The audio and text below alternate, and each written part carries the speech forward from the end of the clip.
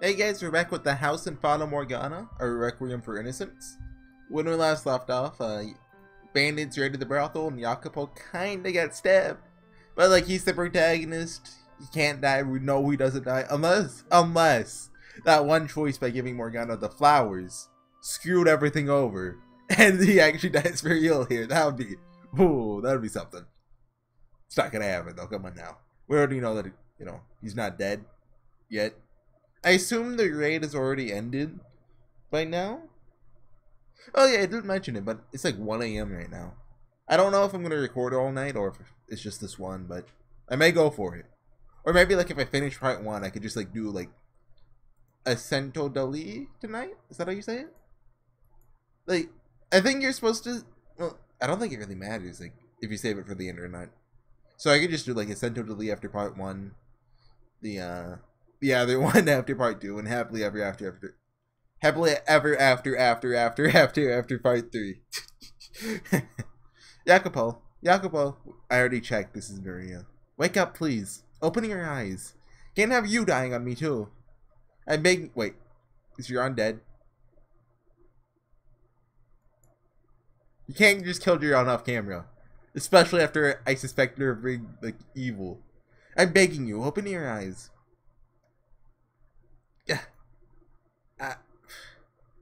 Jacopo! Where am I? The back room of the brothel? I'm alive? Oh, okay. I didn't hear any audio there, but OBS did for a second. I guess I just didn't catch it. Where is she? Lie back down. Or are you trying to kill yourself? You're hurt bad enough as is. Jacopo's very good at getting stabbed.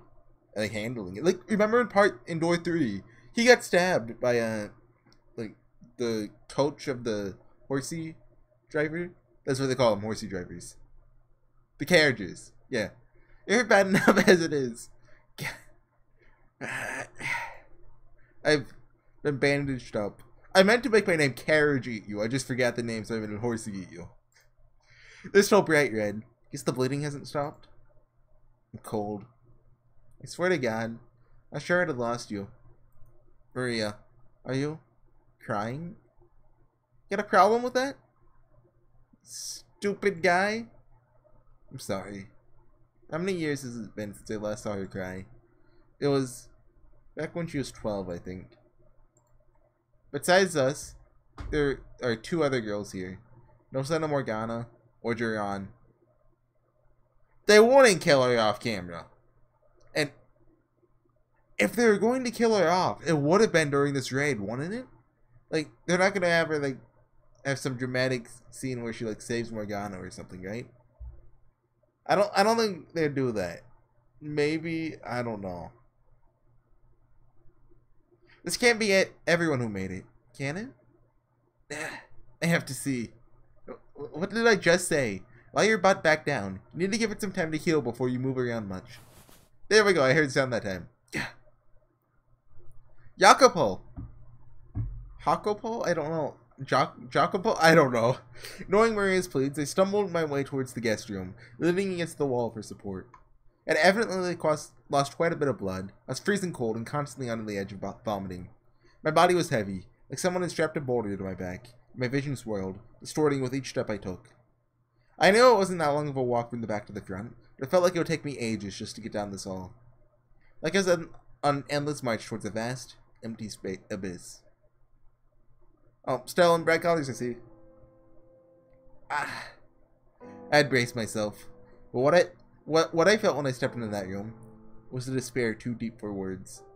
The meager scraps of strength that had carried me this far dissipated. I slowly slid down to my knees. The door hung open. A blood-soaked curtain flapping in the wind. The deep crimson was a stark contrast against the brightly colored fabric. The girls had dyed it themselves. I could still remember Maria first telling me about it however many years ago. Her eyes alight with pride. How? When he put a whole bunch of different colors together, made the place seem almost otherworldly. So the Lord had to have been the one behind this, right? Because they killed just random prostitutes, but they took Morgana with them. Meaning she was like an objective for them to get. Presumably they're after Jacopo too. And like to kill him, not to take him. But I don't know. One thing I am a bit hopeful, like dishopeful, what's the opposite of hope? Despairful for? Is the potential of the Lord just being like a one-dimensional villain. I really hope that doesn't end up being the case and they give him like some sort of retribution. Like they redeem him in some manner. Just Fata Morgana has been really good on that, and that's why I like it. Basically every character, except for Amy. Amy's kind of just... It has had some sort of retribution in some way. Or form, or whatnot. But I don't want the Lord to be another Amy, basically. I feel like all those characters were a weak part of the original Fata Morgana. Like, not a major one, since they were basically just there to advance the story and be evil. But still, it would have been a lot more interesting if they weren't just evil. Anyway, I'm rambling. Let's get on with it. How, when he put a whole bunch of different colors together, made the place seem almost otherworldly.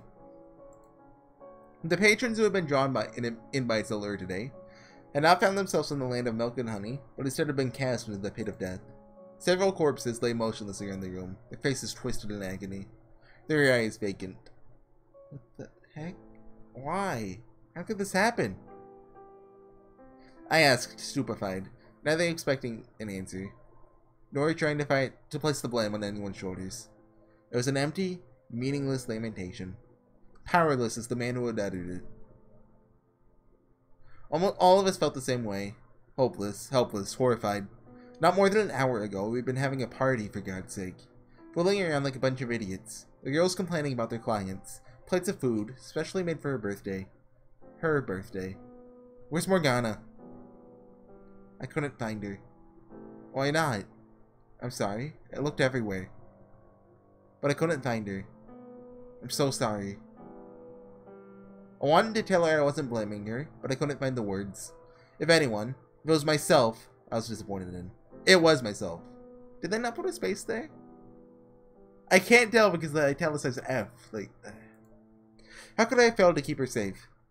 Why had I been unable to find her? Why was I so dang powerless? This was supposed to be a good day for her. I wanted to make Morgana's 12th? Is it with an F? Birthday into a special occasion. Something truly memorable. To celebrate the bright future ahead of her. And I had failed. In the worst way imaginable. While it was supposed to be a celebration of life, it ended in a pile of corpses. Most of the surviving girls taken captive, the brothel in shambles. Oh, did they take some captive then? Because they just straight up killed some of them. And Morgana, who it was all supposed to be for, was most likely dead as well. She was dead. Morgana was dead. Before I had the chance to say anything, the girl I loved was gone. All because I was weak. Because I hadn't been cautious enough. Because I was completely, utterly powerless. Look, how am I supposed to do sound effects? Come on. Yeah. And now she was gone for good. Like, I don't know how to do crying. Before I had managed to make her smile even once. I was going to show her the world? How full of myself was I? I hadn't done a single dang thing for her.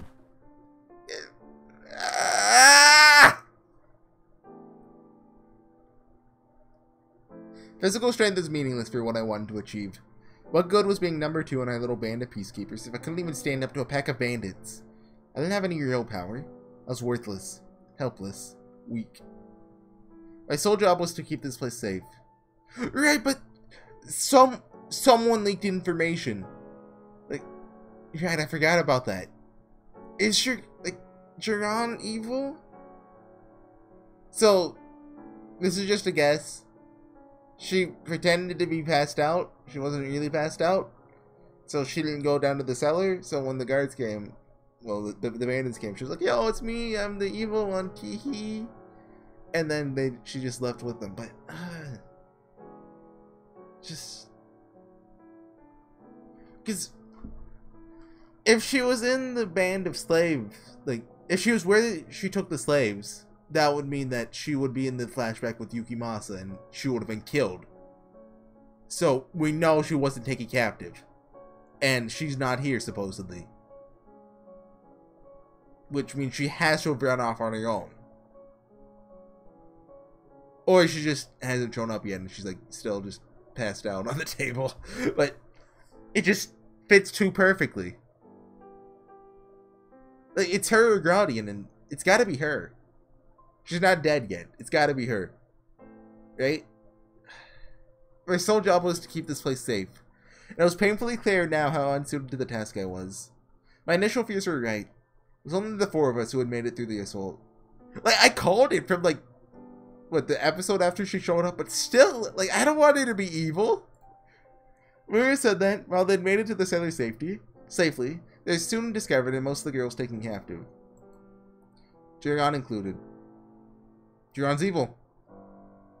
Or Yukimasa kills you. And Morgana just never mentioned that in the House of Fata Morgana because Requiem for Innocence probably wasn't planned out by then. One of those. If only she had quit, left the brothel, taken up singing at the pub, then she could have spared us this. Spared having to be kidnapped for a third time. But because she thought of us as family, because she cared about wanted to be with us, she was taken away. If I had power, this all could have been prevented. Not physical strength or skill with a blade, but real, meaningful power. Political influence. Import. If I weren't a peasant, no one would dare stand up to me. No petty thieves would ever consider raiding my property. I could have hired guards to watch over the brothel. The only reason the Lord, that reprehensible man, was still alive was because he had real power, enough to assure his own safety. Is this the start of Jacopo's climb to madness? Ascent, that's better. Or descent, maybe? I mean, either one works. If I had that kind of power, everyone would still be here, safe and sound.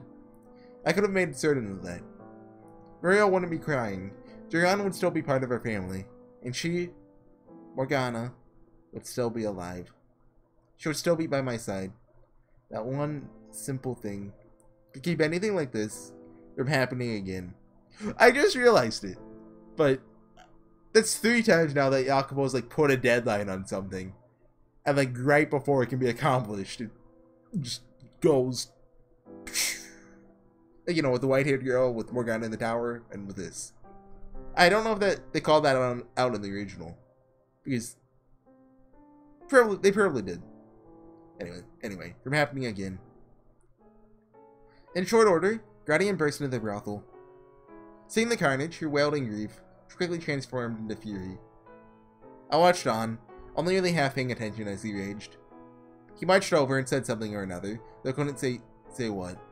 After the fact, Rhea told me that I had been in a stupor the whole time Guardian was there.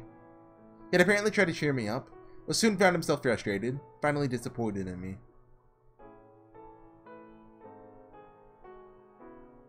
It took 3 days for me to get back on my feet. There's no sign of Morgana's body anywhere in the ruins of the brothel, which meant there was a chance, however slight, she was still alive.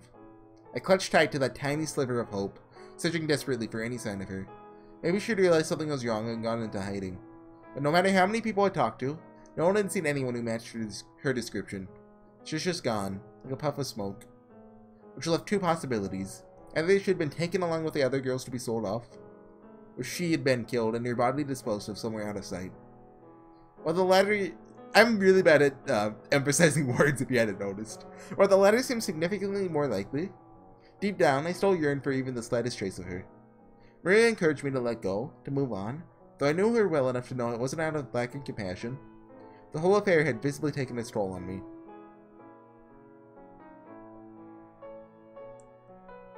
One day, about a week later, my wound still healing, made my way through the slums. Nestled away in an alleyway stood a nondescript little shack. Oh, is she gonna have a sprite? Let's see. Knocked on the door, and a few moments later, slid barely half an inch open, just enough for the sole resident to peer out at me, suspicion clearly visible in her eyes. Once she realized it was me, warmth filled her gaze. She waved for me to come inside. a gesture that somehow made it feel like I was being invited into another world entirely.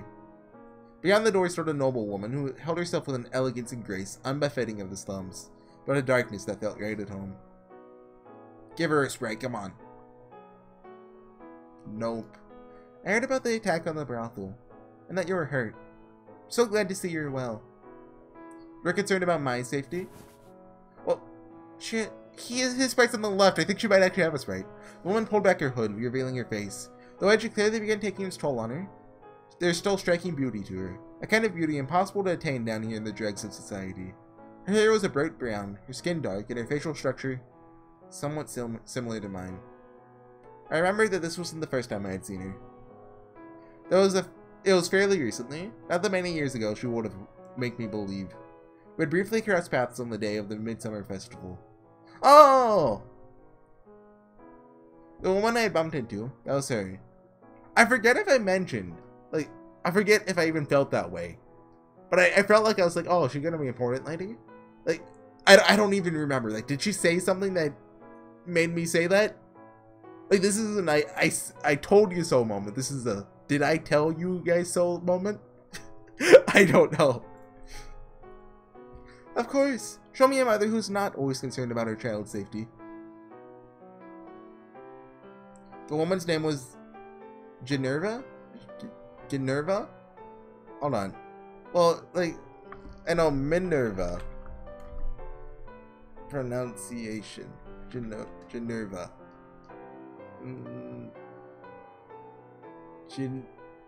Geneva? No, it's not Geneva. It's Geneva. Yeah, I thought so, but it comes from Guinevere. Like, I was like, that's similar letters to Guinevere. Yeah. Is this actually just Geneva? We're ignoring the R, everyone. It's Geneva. And she claimed to have been a maidservant for the previous lord. It was an, you know, can you just introduce yourself like Jiron did? Like, give me the syllables, please? It was unusual enough for someone of her stature to be living in a rundown shack in the slums, but her story got even stranger. She supposedly had intimate relations with him. She had born his illegitimate son, and a month earlier, she had come to me and said I was that child. Says the woman I've never even seen until a month ago. Physical distance has no bearing on a mother's love. She's like the type to say, like, oh yeah, right? If you began to speak with the Lord and revealed your lineage when I first came to see you, you would have never been in that kind of danger. Geneva spoke as though she knew exactly what had been going through my mind this past week. The very words that had dominated my thoughts as I looked out upon the wreckage. If only I had done as she said and asserted my nobility, then I would have had the power to prevent the attack on the brothel, protect the people I loved. What Geneva said was true. Barney, her family, once possessed more land than even the king.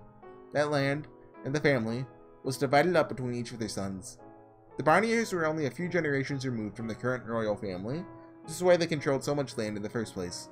That meant, though it diluted with each successive generation, there's still royal blood in the Barnier bloodline. A child begotten by the previous lord was more than entitled to a place among the nobility.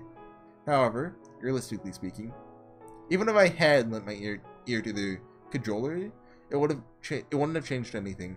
Or worse, I could very well no longer be in this world. I wasn't stupid.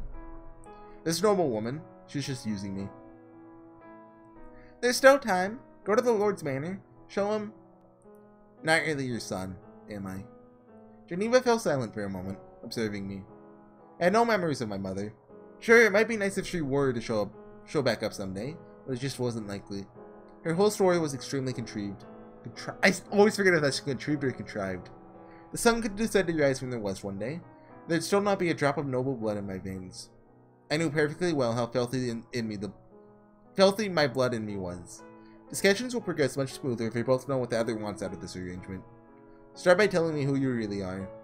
Were you actually a maidservant for the previous lord? Yes, I was. She gave a nod and walked over to a grimy shelf and retrieved a ring that looked very much out of place. It was made of gold, gifted with an elaborate insignia. There wasn't a metal worker anywhere in the slums, or the city proper at that, who could craft a piece so intricate. Look at this. It's the Barnier family crest. The previous lord gave me the ring as a gift. I've kept it ever since, even after our relationship was discovered and I was chased out.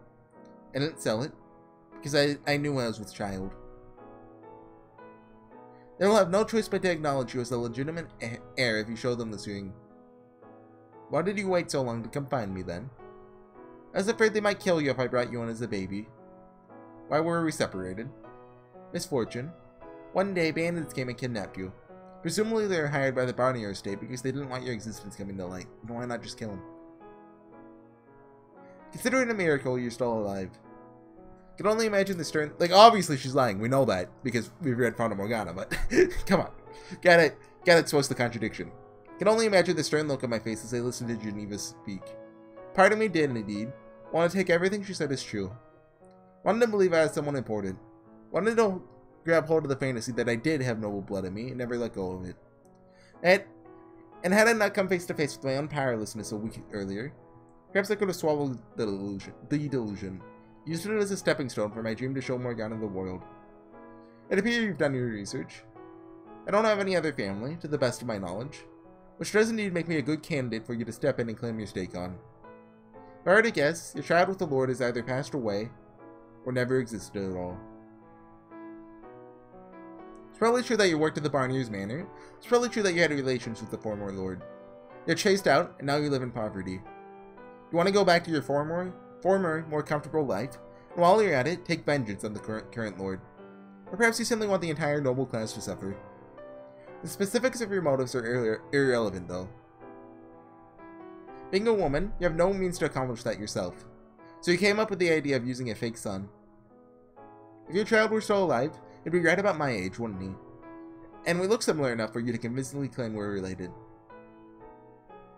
But the biggest reason you chose me is because I've made something of a name for myself. Because I was one of the people involved in inciting the revolt 3 years ago. The perfect choice to spearhead a revolution. How dramatic. The man who set the Lord's slaves free was secretly his family. The people would eat it right up. So, how far off am I?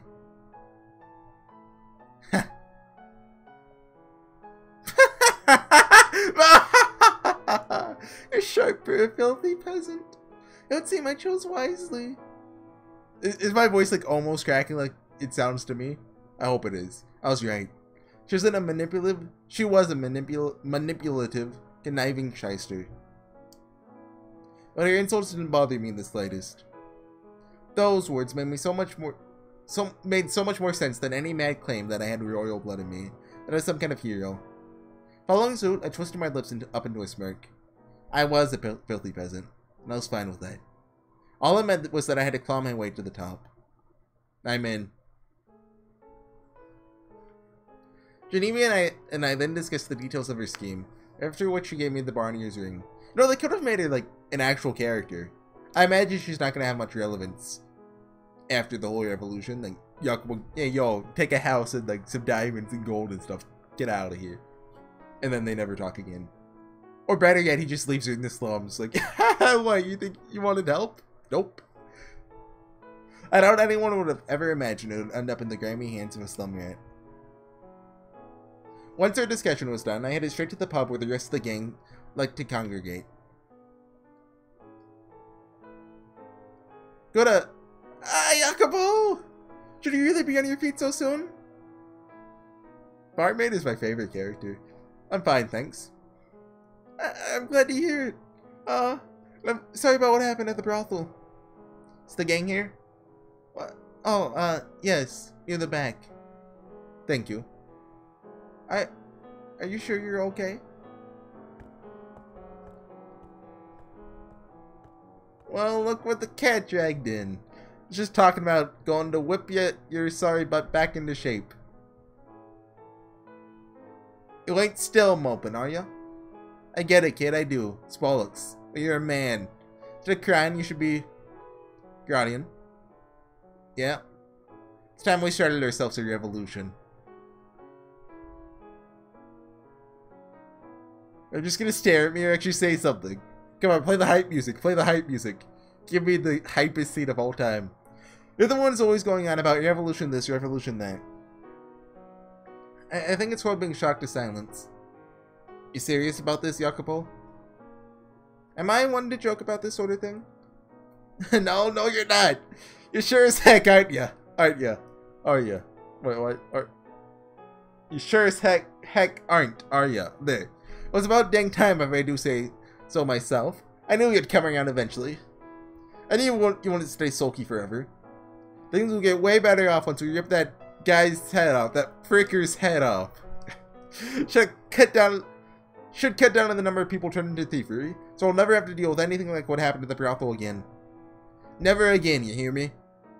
Indeed. What do you have in mind, Jacopo? Didn't you say we need help from a noble to have a chance? We can figure that out after we crush the Lord's skull. Yeah, I don't think that's the best plan. What's gotten into you all?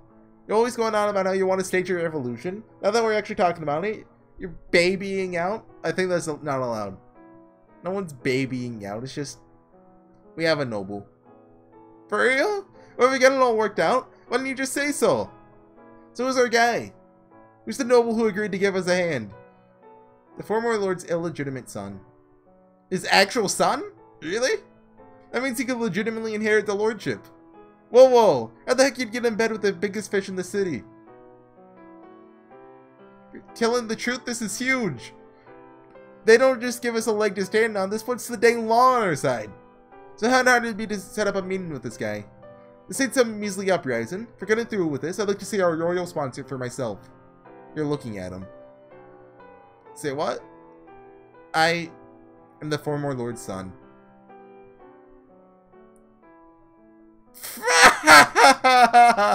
No way, not a chance. Seriously, kid. You need to find yourself a functioning sense of humor. That just ain't funny. I'm telling the truth. And this ring proves it. It's a nice ring and all. Now does it prove you're a Barnier? Where did you... How... This is the real deal. What if Gradian is actually her son? And she did lose her son to bandits, just, you know. That'd be crazy. I was a slave at the Lord's Manor for a while. I've seen the family crest enough to recognize it. As I said, I'm not the kind of person to joke about this sort of thing. What? So wait, you really? Holy cow, I can't believe it! What if this is an actual noble? You always did seem a little not like the rest of us, Jacopo. More uptight. Pretty sure I said the same thing when I first met you. Hey, you look like some rich aristocrat kid. This is great, guys. We can actually do this. We can actually make this happen. Let's do it. Let's start a revolution. Yeah! Guardian. Nah, it's nothing. Just surprised us all. Who would have freaking thought? You, a noble. It's madness. So, Guardian knows? Presumably you were lying? How long have you known? Or he has some other information. Like, he's actually Geneva's son for the craziest, like, Star Wars plot twist of the century. It's like a joke that everyone in Star Wars is related, right?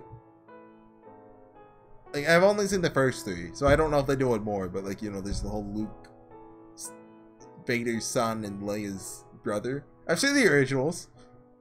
I only saw them a couple years ago. How long have you known? Why didn't you tell me? Thought we were friends. Only found out recently. Sorry for keeping it from you. It all happened very suddenly. I was waiting for the right time to say something. No need to apologize, kid. You just put the wind back in our sails. Don't think I'm gonna start buttoning you up just because you're a bona fide stick up the butt type now, though. Of course not. The last thing I want is to see you is licking my feet. Just this foreshadowing. Alright, fellas, we got ourselves a noble, so let's set the date and get this ball rolling. Yeah!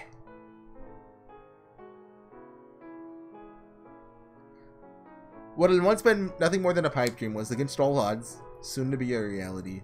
Everyone wanted the Lord removed from power. They were angry and frustrated, and on several occasions had even considered resorting to another revolt to make it happen. But no one had been able to turn those emotions into actions, because they all knew our revolt was destined to be quashed before it made any difference. That there's no hope to be found down that path. But an actual revolution, that was another story. Especially with someone poised to take the Lord's place on their side. That a fighting chance, they had no reason not to take it. As the fire in their eyes swelled to a blaze, wanted him to sputter out, leaving behind a withered husk. I felt as though I was sitting in a theater, watching as the story unfolded before me. No, that didn't quite capture how I felt.